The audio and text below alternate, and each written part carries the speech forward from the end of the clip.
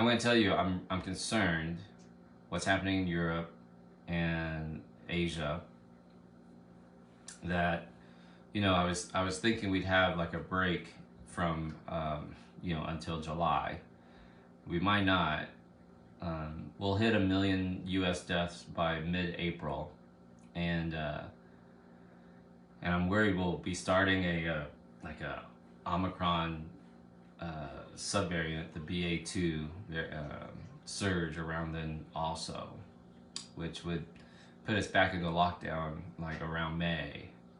So instead of having all nice spring weather and all that stuff, you might be in another lockdown, which I think people will flip their ish. Now, the only thing that might stop that is the fact that we have really good, like something like 45% of Americans possibly have had Omicron, so there's some protection there.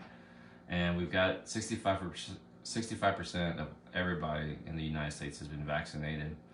And something like 75% of eligible people have been vaccinated. But we need to get, extra doses and, boosted if you're not boosted. Booster is the best, and I wouldn't worry too much about recommendation on the 4th dose and all that sort of stuff. Pfizer's going to issue that data and all that stuff. And then we obviously have problems with the under 5 group. They're trying to get the dosing right on that, but we might not have this a great, wonderful spring, man. Like, I don't know.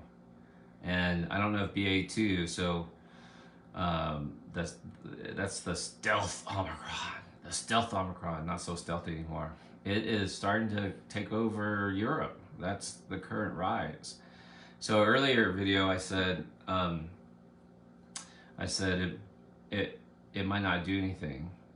And it doesn't seem to have a push so far in terms of severe illness.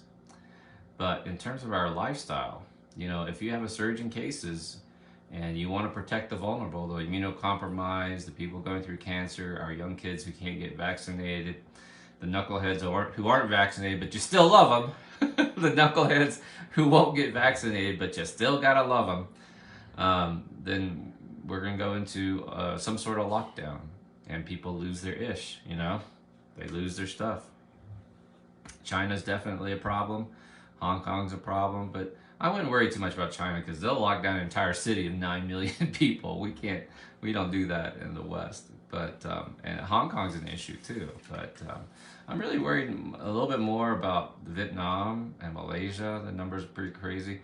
It'll be interesting to see what happens with New Zealand and Australia because their cases are pretty high. New Zealand's really high after having declared like they won the war against COVID.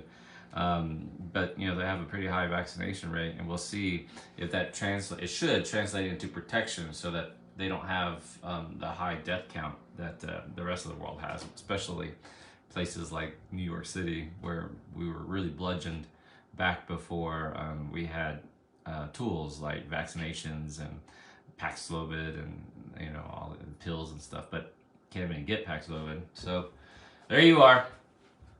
In other words, we might not have as long of a break as I thought, and we might have another lockdown, which will be probably easier, but it still messes with people, and people are behaving very poorly.